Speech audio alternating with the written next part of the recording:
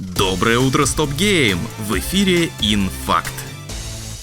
После стольких переносов мир начал было сомневаться в сетевом шутере X-Defiant, хотя когда мы переставали сомневаться в играх от Ubisoft, стартовала игра ожидаемо не без проблем. И хотя известный нам мистер Хендерсон говорит, мол, у боевика уже 7,5 лямов игроков, оценочки-то у проекта неважные. На OpenCritic X-Defiant получила 71 балл, при этом только 60% рецензентов рекомендуют игру. На Metacritic и того меньше, 68 из 100. Причем на основе куда большего числа обзоров. Игру есть за что похвалить. Вот, например, дизайн карт, которые репрезентуют локации из других игр юбиков, ностальгию, кою дарит шутер, геймплей напоминает о стареньких Call of Duty. А еще фракции разнообразные. Но главное-то, стреляется в этом шутере как?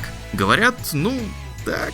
Стрельба требует правок, не хватает какой-то прогрессии, она разочаровывает отсутствием индивидуальности и медленной прокачкой оружия. Дизайн способностей героев не может похвастать оригинальностью, в целом в игре остро чувствуется нехватка контента, и технические неисправности никуда не делись. Пресса также отмечает, что у игры есть потенциал, но вот станет ли Ubisoft его реализовывать или похоронит проект своими решениями, это мы узнаем со временем.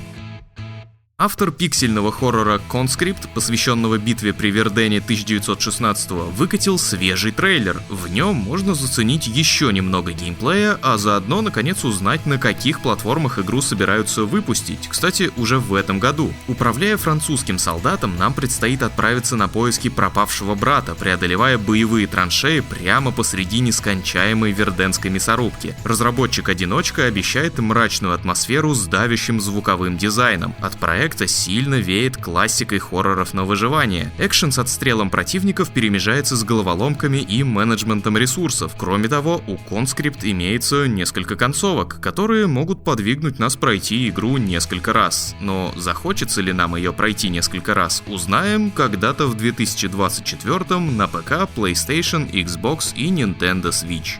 Или уже сейчас, демка-то в Steam есть. Activision продолжает раскручивать рекламную кампанию новой колды с подзаголовком Black Ops 6. Новый трейлер демонстрирует отрывки из интервью, участники которого бросаются пафосными фразами. Среди них замечены персоны, подозрительно напоминающие Билла Клинтона, Маргарет Тэтчер и Саддама Хусейна, а их явление косвенно подтверждает слухи о том, что в центре сюжета будет трагедия 11 сентября. Нормально, по-человечески, игру собираются показать 9 июня на презентации Xbox Games Showcase. В сети гадают, выйдет ли 6-я Black Ops в Game Pass. И зря гадают, потому что Microsoft, как это обычно и бывает, случайно стала рассылать уведомлялки в мобильном приложении Xbox, что, мол, ждите следующую Call of Duty в Game Pass в день релиза. Быть может, так Майкам удастся улучшить положение своего подписочного сервиса.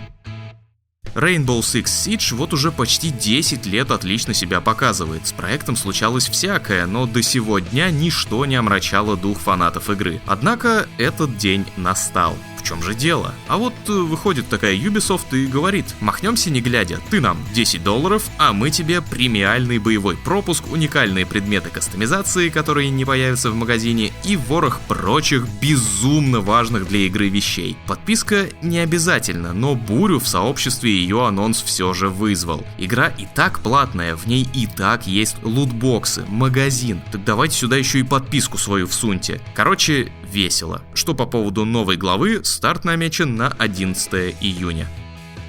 Вы ведь еще не забыли стратегический экшен Kingmakers, где ты гоняешь на танке и стреляешь по замкам, да рыцарей из дробаша выносишь? Так вот, возможно, кому-то из вас могло показаться, что это будет просто безумный фановый боевик. А нет, сюжет здесь не просто присутствует, он является движущей силой игры. Главный герой — ученый, отправившийся в прошлое, чтобы предотвратить катастрофу в настоящем. И раз уж в игре будет несколько концовок, включая одну трагическую, выходит, мы на это сможем как-то повлиять. А еще разработчики сказали, что со всей серьезностью подошли к историчности проекта, так что ждем строго Англию 15 века с Генрихом Болингброком в роли злодея. Ну что ж, поглядим. Жду появления Гарри Хотспура и сэра Джона Фальстафа, раз уж у нас тут Генрих Болингброк. Релиз когда-то в 2024, пока что только в Steam.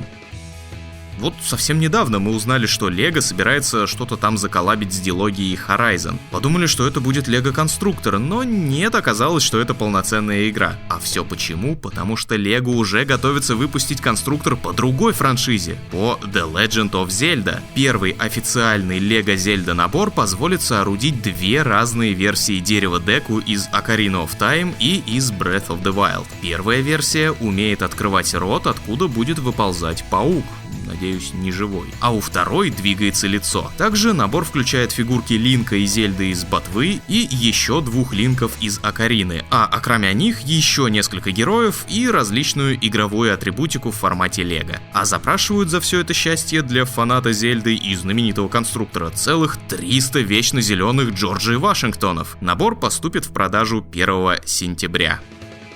И еще пара новостей вдогонку. Hoyoverse официально подтвердила слитую ранее дату выхода городского фэнтези-экшена Zenless Zone Zero. Игра выйдет 4 июля на PlayStation 5, мобилочках и, конечно, ПК, но с оговоркой. Проект будет доступен только в собственном лаунчере и в EGS. Первый сезон аниме-сериала по мотивам Nier Automata, вышедший в прошлом году, показал себя очень даже неплохо, так что логично было ждать продолжения. И вот свой трейлер обрел сезон номер 2. О нем подробностей практически нет, неизвестно даже количество эпизодов, но зато известна дата, примерная. Второй сезон стартует уже в июле.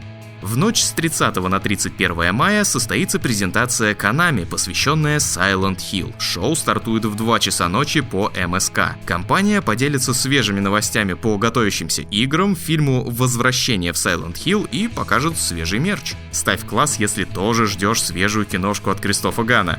А с новостями у меня все. Как всегда, не забываем врываться с ноги на сайт stopgame.ru. Вас там еще с понедельника дожидается свежая кек-нарезочка от Зонтака и статья с подборкой самых интересных игр, которые ждут нас в июне, за авторством Степана Пескова. Приятного ознакомления и хорошего вам дня.